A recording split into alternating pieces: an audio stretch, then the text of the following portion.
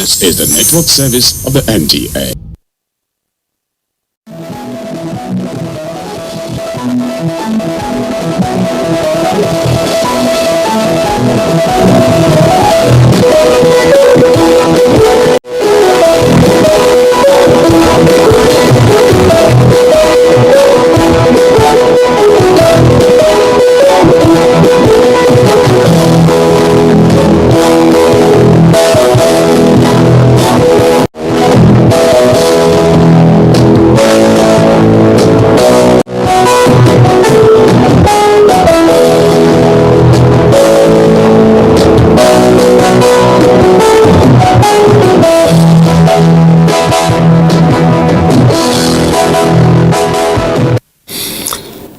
Hello and welcome. I am Cyril Stover. Now, in the search for solutions to Nigeria's war and security challenges, the case for radical reforms in the civil policing structure has been made. Various positions were stated on a need for a decentralized police where subnationals set up and control their own police organizations to run alongside a federal structure. Now, for many, this is the way to go. But skeptics are quick to advance the likelihood of abuse as a huge demerit of a subnationally controlled police. Today, our focus is on policing and true federalism. My guest is a professor of history, a researcher into the history of police and policing. He established the Kamsalem Center for the Study of Policing in Nigeria and has written extensively on strategies for policing in a federal state, including a book, The Police in a Federal State, The Nigerian Experience. Let's welcome Professor Kemi Rotimi. Prof, thanks for being here.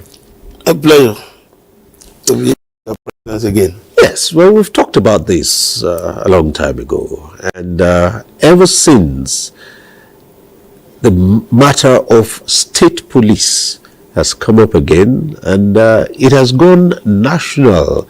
So many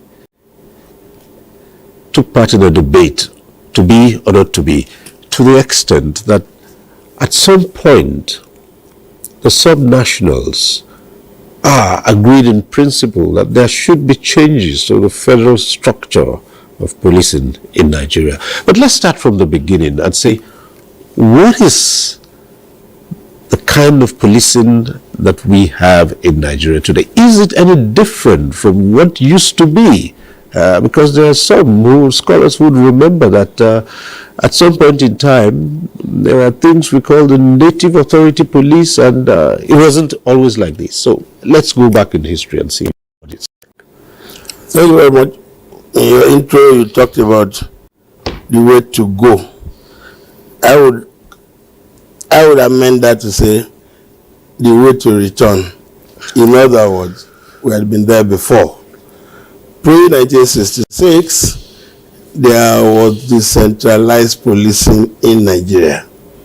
Yes, it didn't cover the whole of Nigeria, but the fact remains that of the original three regions, the northern and the western regions had both the Nigeria Police Force, centrally controlled, and the native authority or later local government police forces in the western region. But then there were complaints about the conduct, especially in the post-independence elections and all that. Then the clamor for abolition came, and then the NA police, local government police, were abolished. And then the process was concluded in the West in 1968 and in the North in 1970.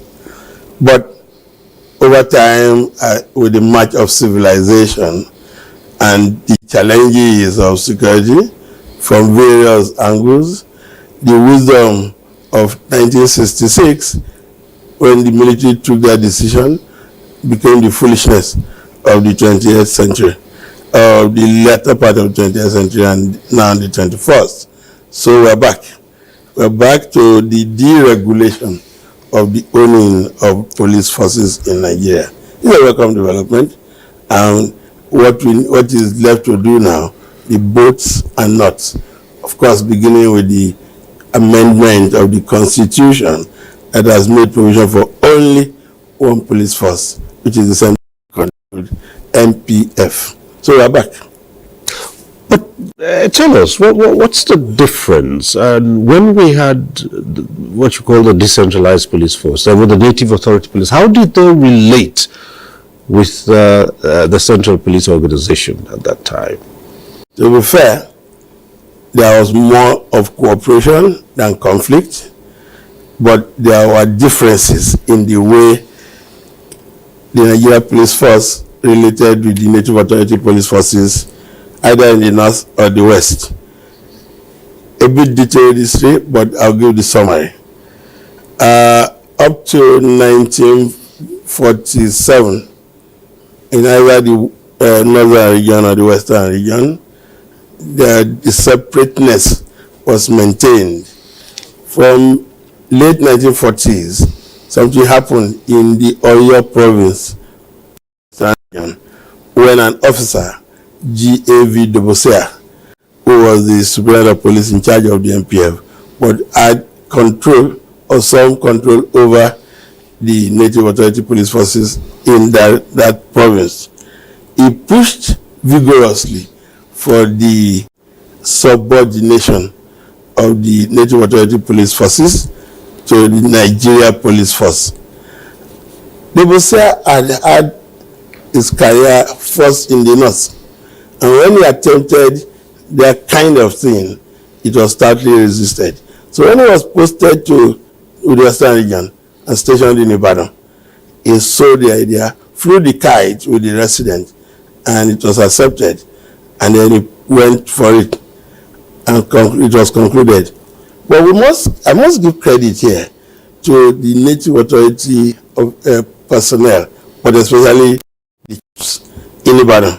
They saw through what Dobosea was attempting to do, which was to subjugate their police to the Nigeria police force.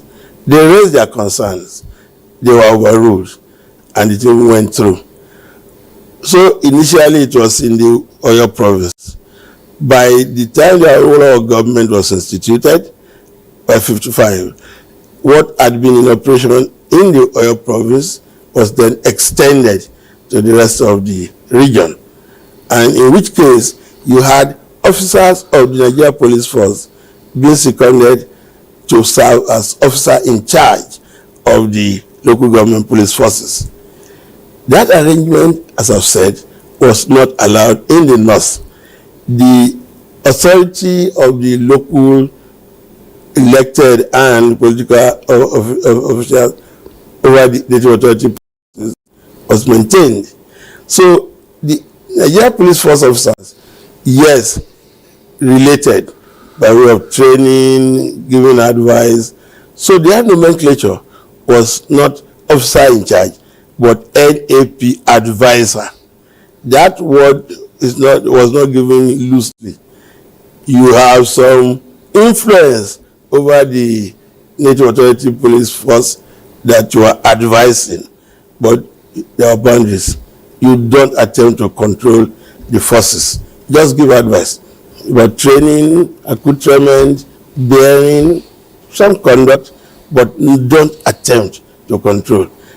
Now, this point is important to make as we're about transiting or returning to what used to be. In other words, there will be police-police relations issues.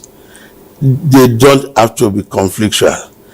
In the western region, where that thing went through then, and the native authority police became subjugated to the MPF, it later generated a crisis after the AG government had its crisis in 1962, and there was interregnum. By the time the Akitola government was restored, it became uncomfortable with that arrangement.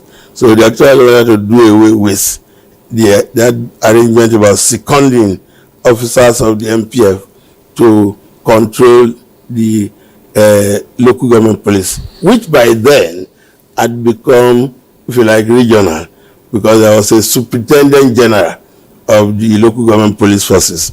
And I must say here that the title superintendent general, as late Chief Enaro told me in an interview, has something to do with the rivalry between the MPF or the regional government and the federal government. like he jokingly put it, if their own police was headed by an inspector general, superintendent is superior to inspector. So we call the head of our own at the regional level superintendent general, and they bought the idea, and that was it. So eventually the Western regional government succeeded in extracting the local government police forces from the overarching control of the Nigeria police force. They managed to have only one officer, Olujobi, as genuine Superintendent General from within the local government police forces before the coup took place. That's the story. So, but in the north, for all times, MPF was MPF. Native Authority Police was Native Authority Police. Fast forward and then come to the stage where the NPF, the Nigerian Police Force as we know it today, came into being. Now, it's been said that part of the challenge, the issues with this setup was that the initial idea of policing was not to have a civil law enforcement agency, but to have an agency that the colonialists could use to cow the local populace and achieve their aims. And it's said that that's what has remained with the police till date. Now, let's put it this way. When the British went out to govern the territories, they went out with two philosophies of policing. One was for strangers to police strangers. The other was for likes to police likes. That philosophy of strangers policing strangers was what undergirded the founding or constitution of what we know today as Nigeria Police Force. And what was the whole idea? The police was established in the territories more for regime control, that is, maintenance of law and order, rather than what is ordinarily said to be the primary role of the police, the prevention of crime, but when that fails, the detection of crime and bringing the criminals to justice. But in the territories, because the roles were mixed, whether military or police, it was to overcome those upon whom you were imposing your will. That was what colonial rule was all about. So you read in the files that so many pacification raids were deployed in those early years of colonial rule. Now you ask yourself, what is pacification? A man is living in his home. A stranger has come to say, I'm your new boss. And the man says, from where? For challenging you, you want to overwhelm him and punish him. And you call it pacification raids. So that orientation is still with our police state today, i.e., the police is for maintenance of law and order, which is not necessarily a negative thing, because in any society, if there is no maintenance of law and order, there will be anarchy. And no policeman recruits himself.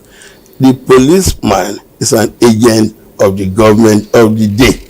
And that's a point that Nigerians need to take on board when you are assessing the police in their terms of their conduct. And it cannot but be so, because even in Nigeria now, you still keep talking about our democracy being young. You begin to wonder when it will ever mature to be old or adolescent. But we are making progress. Say what you may, this is the longest we have had with democratic governance. 1999 to 2024, some 25 solid years, we are making progress. So the orientation of the police in the matter of where should the greater weight be put, prevention of crime, which does not happen absolutely anywhere, because human beings who engage in criminal acts have so many ways to do what they must do. But the police has a responsibility, to detect, to prevent. Where they cannot, you detect. And let's give some credit to our police officers. In this regard, they are doing the best that they can. We must accept the fact that the number is just too low. Considering our population explosion, we need to recruit more police.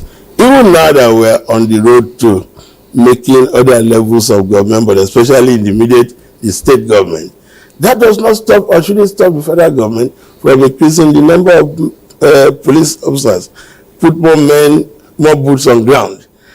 But when you consider the flim-flam and the needless controversies over recruitment of the annual 10,000 between whoever has been chairman of the Police Service Commission and the Police High Command, you begin to wonder, what kind of people are this?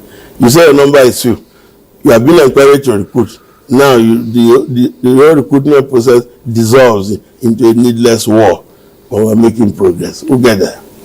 Right. So if you bear that in mind, you'd ask yourself, at the time the federal structure was determined, certainly, obviously, there must have been advantages that were considered, and saying perhaps that was the best thing to do, given Nigeria's position at that time. So what was so beneficial about a system like this that it became the norm?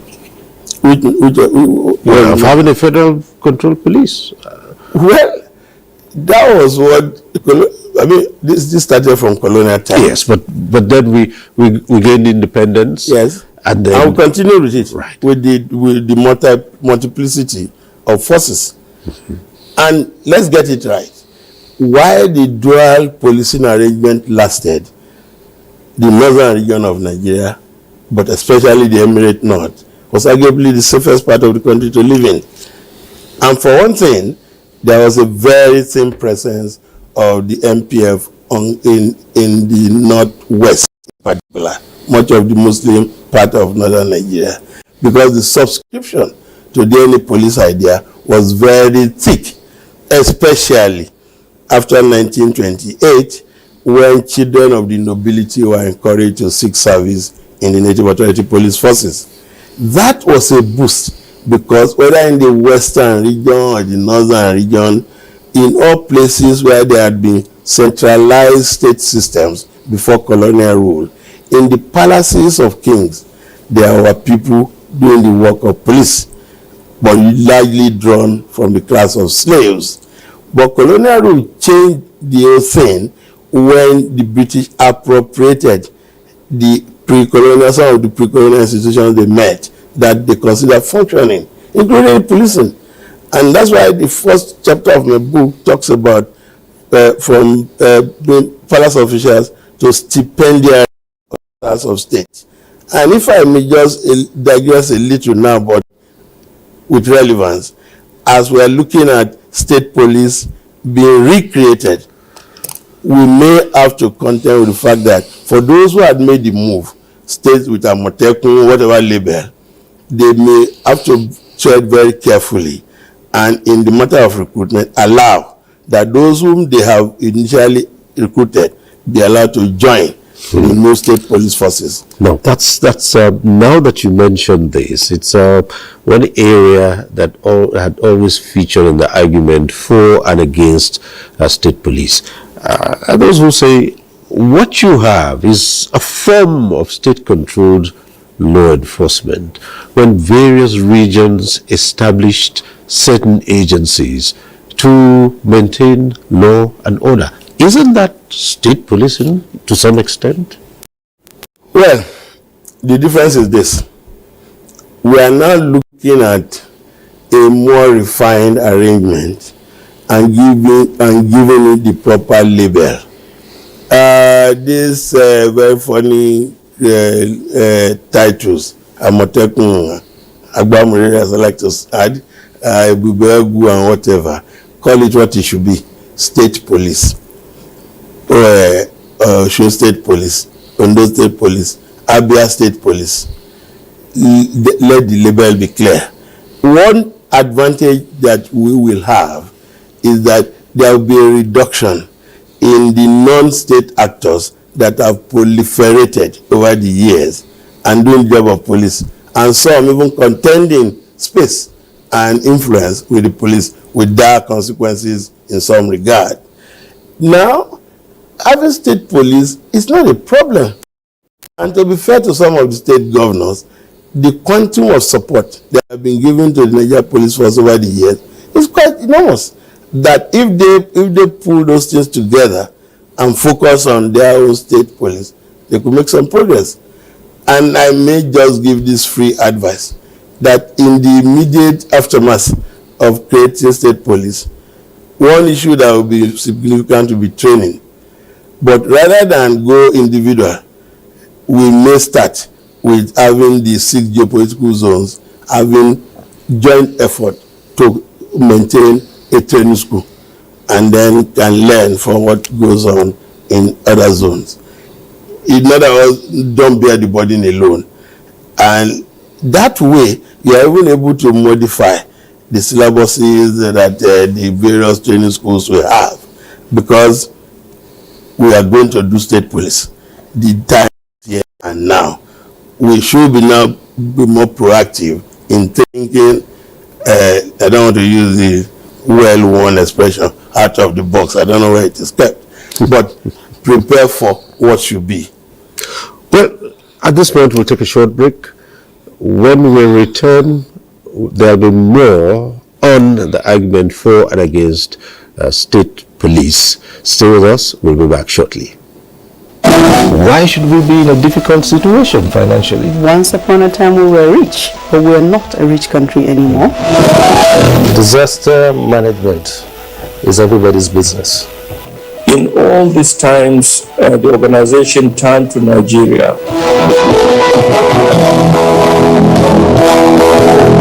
We would as much want to harness the capacity that is within us so that we see how we can become self-reliant. 1 month, and he said, we are increasing warning strike by 2 months. I mean, yeah, you are incubating madness.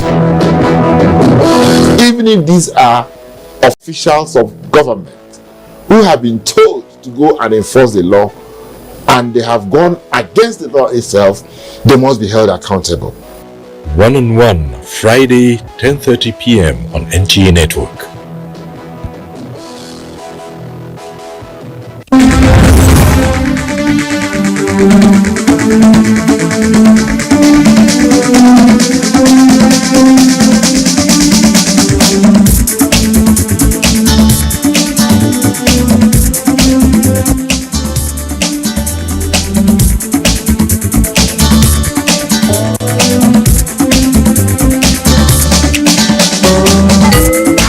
NTA Tuesday Live, a network issue-oriented innovation talk show. Thanks for staying with us. We're still with Professor Kemi Rotimi. He's a police historian, all about police and policing in Nigeria. Well, Prof, if we agree that what some of the states have done by establishing security agencies is akin to starting off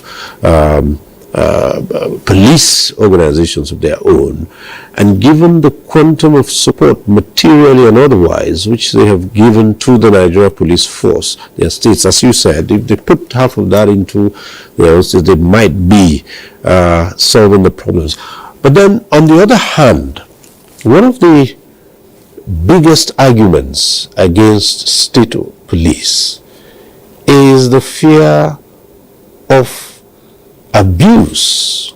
In other words, people say governors, politicians will now have a tool to subjugate their political opponents. Is that argument valid? That argument is not invalid, but it's been overflogged. And in my other appearances on this and other programs relating to this subject, I've always stressed the one point. Any political governing elite with control over police in his domain or their domain, misusing the police is a very risky game. You have only one prayer to say: to die in office. Because if you finish your term, and that's the beauty of the Nigerian constitution that we have now, at the executive level, you have a maximum that is permissible, 8 years. If misuse the police, by the time you leave office, everything you use the police to do to your opponent, the new man of power can use them to do to you. Now, many people do not appreciate one fact. The police owe loyalty to government of the day. It is their bonding responsibility to owe loyalty to government of the day. And the police, when carrying out their functions, may look to people like people obliging individuals. No, they serve the state. And that's why it is always difficult when you're looking at the issue of maintenance of law and order. Who makes the law? It is the government of the day that makes whatever law. It is not the business of the police to query why the law has been made, but enforcement to ensure that you do not violate a law that has been made. But if you are tyrannical, you are running a risk. Because if you do not die in office, you will suffer.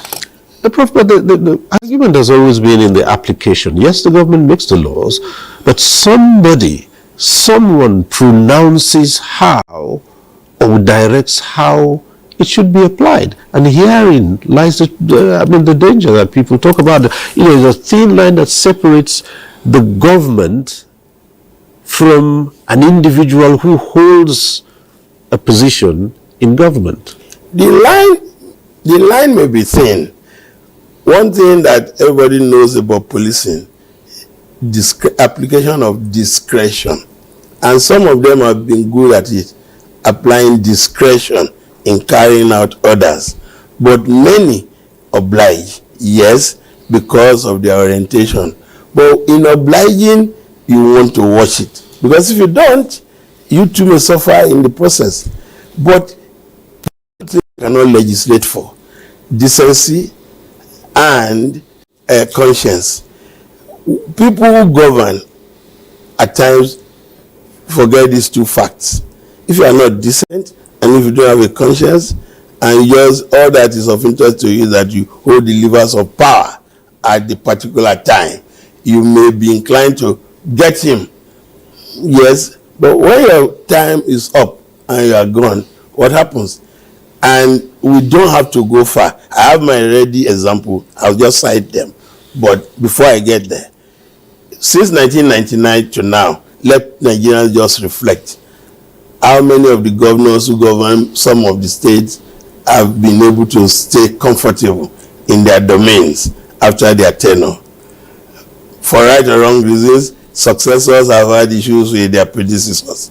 We still have some running battles now. But the best example for why you should be careful that I keep citing, three Western Nigerians, because they belong to three different states when the Western Nigeria was split. So Jodujo in Ogun, Omoboro in Ondo, SM Afolabi in Oyo. In the First Republic, they were all AG sympathizers, and they suffered. By the time of the Second Republic, each of these three people wanted to be governors in their states, wanting to succeed their principals just after the first term. And they became overweening in their ambitions, and there was a lot of trouble. Ondo being the worst case. And at the first time of the First Republic, the police that were used to harass them then were thugs in uniform. But by the Second Republic, when they moved from UPN to MPN and had police protection, the police were protecting law and order, preserving law and order. Flying from Lagos to Ondo for that brief period that he was said to have won the election. He now moved in helicopters and then be heavily guarded by police. So the point is about there is no absolute way of preventing misuse. Even now that we have only one police, I have not seen examples of the Nigerian police force, the Nigerian police personnel obliging holders of political power. The eastern region that did not have the native authority or local government police, there were issues. I clearly stated in my book, but we won't cover this in any detail in a 1-hour interview. The point is this: it behoves those who hold power at any time to govern with a bit of conscience and do not push the police in the direction of tyrannizing your opponents. You are running a risk, because sometime, someday, your 8 years will and then you become a common citizen, albeit with the privileges of the past and the tendency for people to still respect you because of what who you had been. But if you were tyrannical while in office, you could pay for your sins. Another issue that's raised here when people talk about state police is the kind of relationship that will exist in particularly the matter of crime detection, cross, if you like, might not be a very good term, cross border, crime detection, and somebody commits a crime in one part and then he goes on to another part and he crosses into another state. And then it's always been one thing people point to, the tendency of some people to say, look, this is our own. In fact, we hear jokes of people saying, this is our own criminal, so we can keep our criminals, you keep yours. Now, for those who do not want the regulation of policing, they have come up with all kinds of arguments. But as I keep saying, if you do not try it, you won't know it. And fortunately for Nigeria, the man at the helm of affairs now at the federal level, President Bola Ahmed Tinubu, happens to be somebody who had experimented with deregulation of policing without making any loud noise about it when he set up the Lagos Neighborhood Watch, which has now transformed into the Lagos State Security Corps, a more fanciful label. Now, it's all about wanting to give support for the purpose of making life more livable. There should really be no problem with that boundary thing. And that's why the point you have made was one thing that informed the small criticism that some of us had when the Amotekun thing became insane with late Akeredolu leading the way.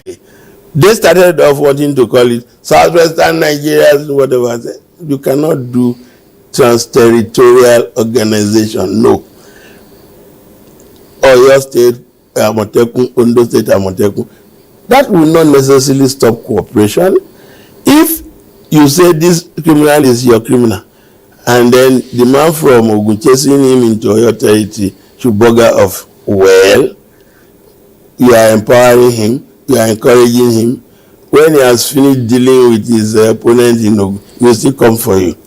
But all of these things are just arguments people want to use to see if they can stop the thing. If necessary.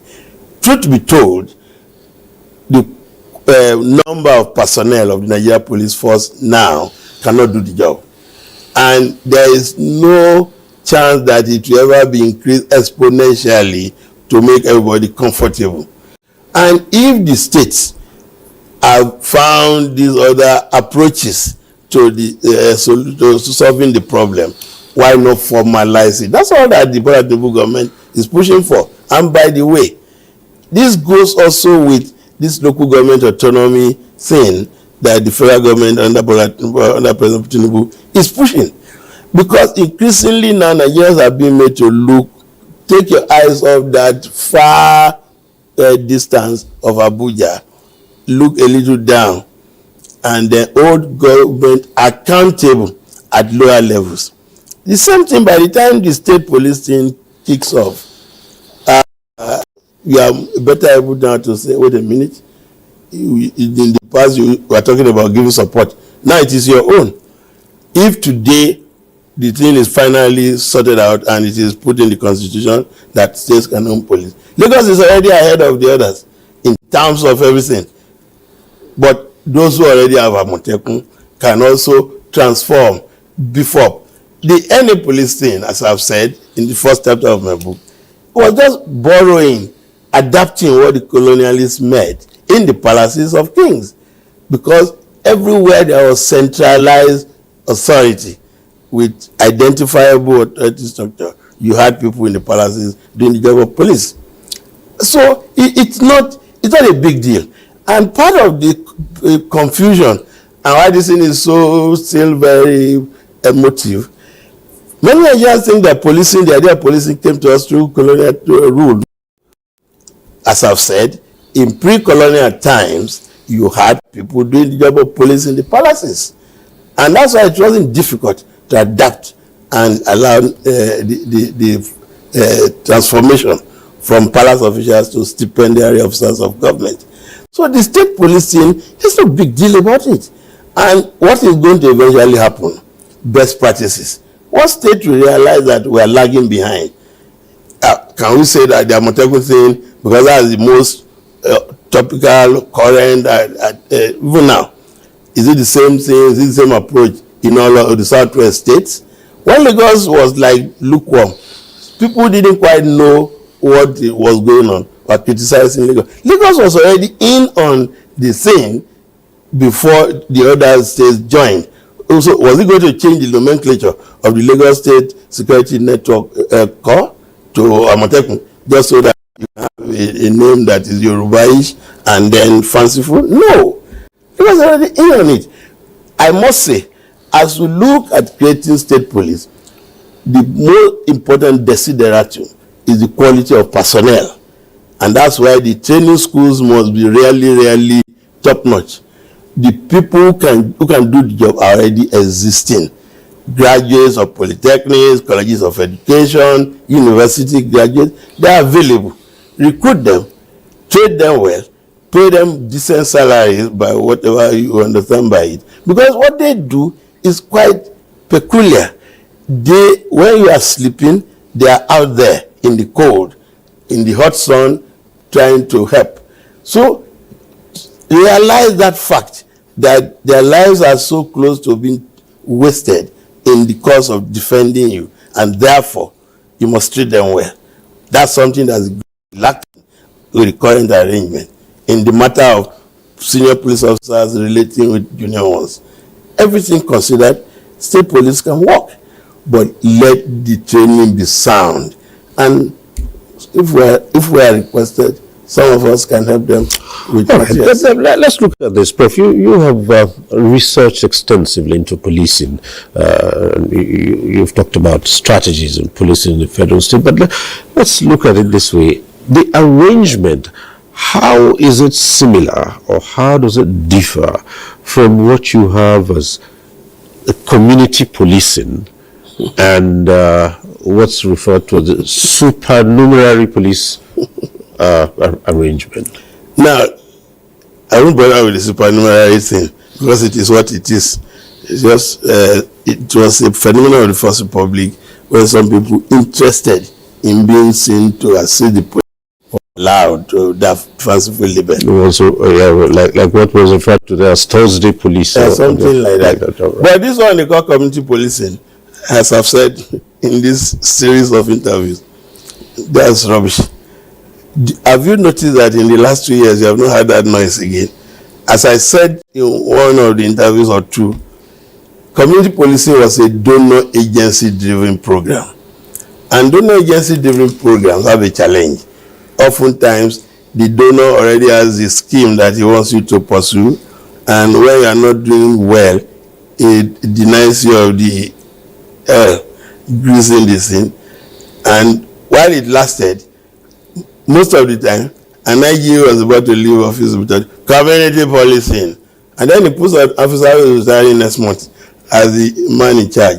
And as I've said, the greatest reason that the community policing they knew of then could not have worked is the rapid turnover of personnel. Beginning from the IG, Aboluri, the longest serving commandant of the NSCDC, that President Abuja created to make nonsense of the Nigerian police force.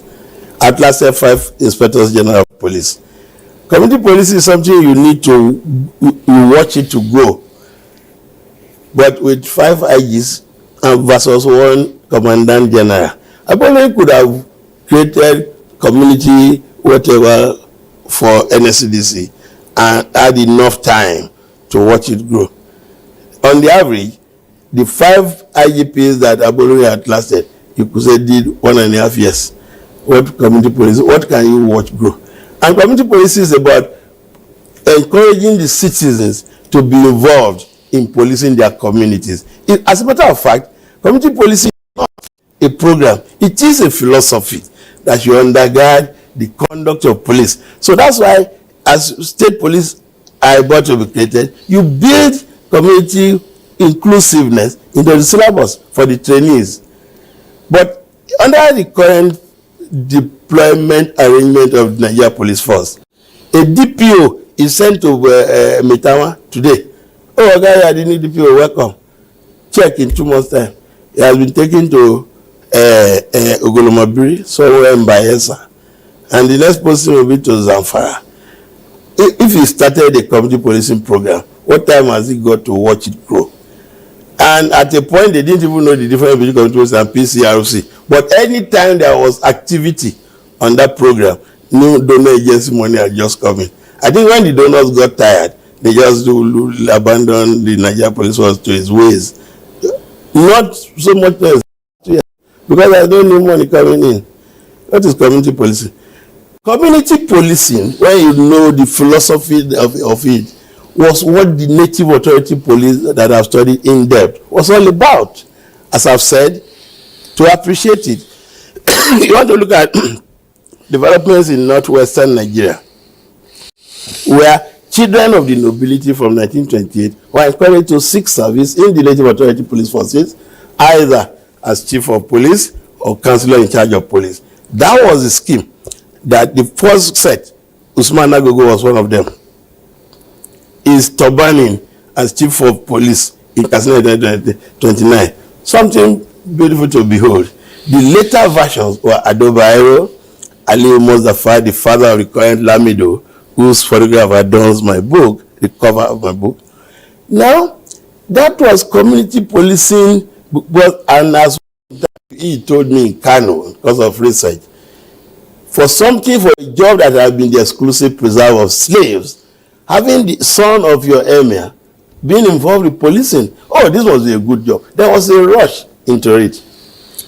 Now, times are changing. All things have gone, but we can always bear certain things in mind. There are things that we can borrow from our history. Never mind where it took place. Best practice is what we are calling this thing. When I met the late Lamido, the father of the current one, in 2003, courtesy Alhaji Ahmed Jordan, he has some nostalgia for the way they used to work, because Adamawa is close to Cameroon. Some robbery has taken place and you are looking for the criminals that have escaped to Niger or Cameroon. You don't tell your emir that your bicycle has no chain or the book is bad. You have to go chase the criminal. And one man,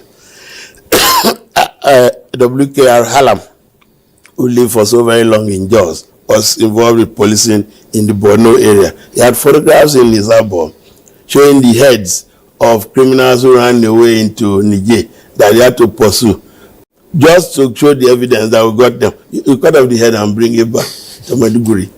So the point is about commitment. But to be fair, commitment can come only from persuasion. The individual is going to be committed, must be persuaded that he's serving his country and he's serving his conscience and he's serving his God.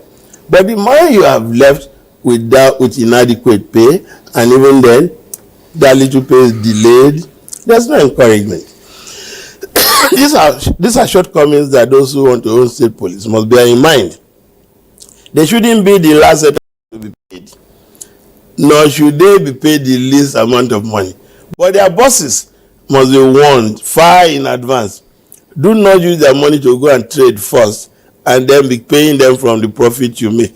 It's documented. It used to happen.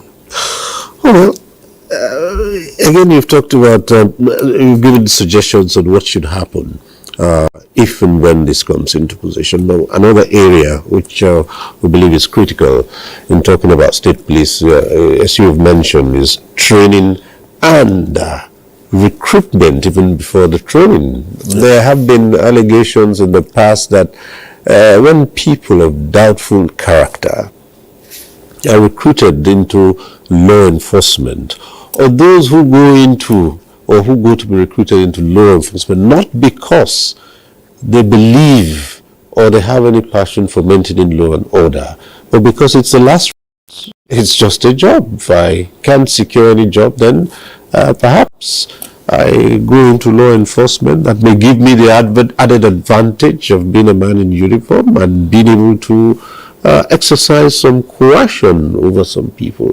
What should be the guiding principle in recruitment, even before training, that you talked about? The guiding principle in recruitment is, one, you have stated the criteria in terms of educational attainment. But let us get it right. Being good idogotrechi may not necessarily mean you'll be good at crime control. But I'm not saying that it has no role. But we have gone so very far in the matter of provision of education that we shouldn't be talking about anybody who's being recruited not being capable to read and write. Not that I'm not aware that there are people even with the first degree who still have challenges. Follow the standards that you have set. Then we're in a political era. Let legislators who have influence stop making it look like this is my chance to have 10 people from my community to be recruited. Some of the controversies that have ensued in the course of recruiting recruits under this dispensation, beginning from like a chairman of the Police Service Commission to date, has been unfortunate. And these chairmen of police have also been superior police officers before. And then you have this thing dissolving into a dogfight.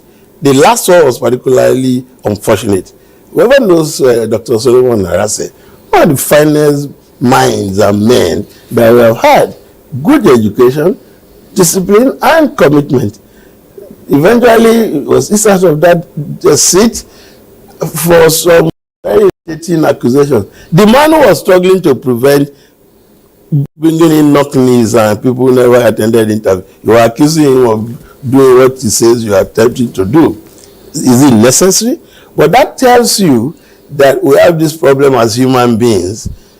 When the government, I don't think there's anything in the Police Service Commission law, for instance, that says the chairman must be a former superior police officer. There's provision for a superior police officer who is retired to be a member, but not necessarily chairman. Because when you make a former IG chairman of the Police Service Commission, it doesn't mean that the IG, incumbent IG, will be shivering when the man comes. No, this is turn by turn. You have had your time, you have left. You are now a general without troops. So if you want to behave as if when I was leaving you, I was superintendent, so what? I'm now the IG. He's the man of the movement. Let rules be followed. Piling unnecessary or undue pressure on those who are saddled with recruitment. Because we have few spaces. And to be fair, one of the things the state police team could really achieve for Nigeria is this whole thing about freeing space for graduates without jobs to seek service in the police force of their states. It could be a laudable thing and something of pride.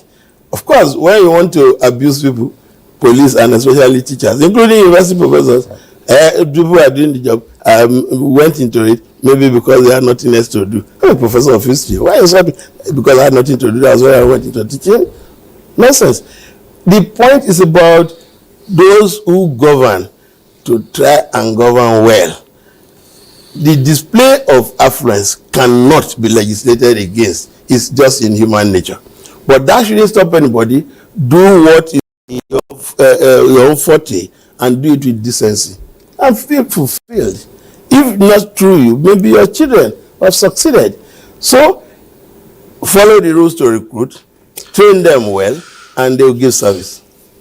Prof, as we begin to round off, in the matter of crime prevention, detection, maintenance of law and order, what is the place of just policing, police and law enforcement personnel? A lot of people argue that, well, good, but it goes far beyond that. Look, in any society, you will always have people who do the job of police. Giving assistance by some other means is not necessarily contradictory. It could be complementary. Most of the time, should be complementary. But if police are not detecting crime at the rate that society desires, we must look at, do they have the personnel to spread over their duties? Then what is the reward system like? We are making progress and we can only do better. Let's keep hope alive. The state police idea, now that it goes beyond an idea to something that is becoming real, let's prepare for it and let states engage in healthy competition. The future is bright and let's keep hope alive. Well, at some point in time, the National Economic Council would open up discussions. From reports in the media, most of the states agreed to one form or the other of it. But again, there's still work to be done. As you yourself have mentioned, there are all kinds of things to be taken care of, not the least the Constitution, which currently just permits a federal police station. On a final note, will this eventually make the police, and now I use the term police as policing generally, a friend of the people? No. The police can never be a friend of the people, because what the police sets out to do, I put it in summary form. Policing is about investing one man with state authority to affect the freedom of another.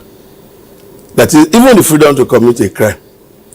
So, the police can never have universal acceptability, but the police can have substantial appreciation of what they do, especially when crime may have been committed. But the speed with which they do that may vary from one situation to another. In some cases, they could just meet murder luck in the course of their investigation that they hit jackpot. In some others, dead hands. Eventually the thing dissipates. But that's not a peculiar Nigerian problem. Check any record anywhere. Loads. I'm talking about policemen misbehaving. Police misbehave everywhere. Everywhere. In America, what they even do, you have misbehaved in Chicago, Illinois. You run away to Florida and can still be recruited. Even with all of that technological advancement and all that, the police can never be friends of the people or the public, because members of the public will always want to do things that the police may approve of. Right. But in apprehending and bringing the criminal to justice, let the police be humane. But the tendency by people who wear uniform and have responsibility for enforcing regulations and laws to abuse their uniform very high. From FRSC to NSCDC, anything. Once there is this thing about wearing the uniform, it's not only in Nigeria. I have reports, as I said before, if you go to Britain, buy the metro in the morning or pick the metro, it's for free. Evening Standard, when you are going back home, you will see reports of criminal policemen. They are all over the place, over the ages. Well, it's been interesting as usual talking to you, Professor Kemi Rotimi. Thank you once more for coming on this program. Thank you very much. My pleasure. Right. And that's our program today. We thank you for watching. Next week, we'll be back with One-on-One. I'm Cyril Stover. Bye for now.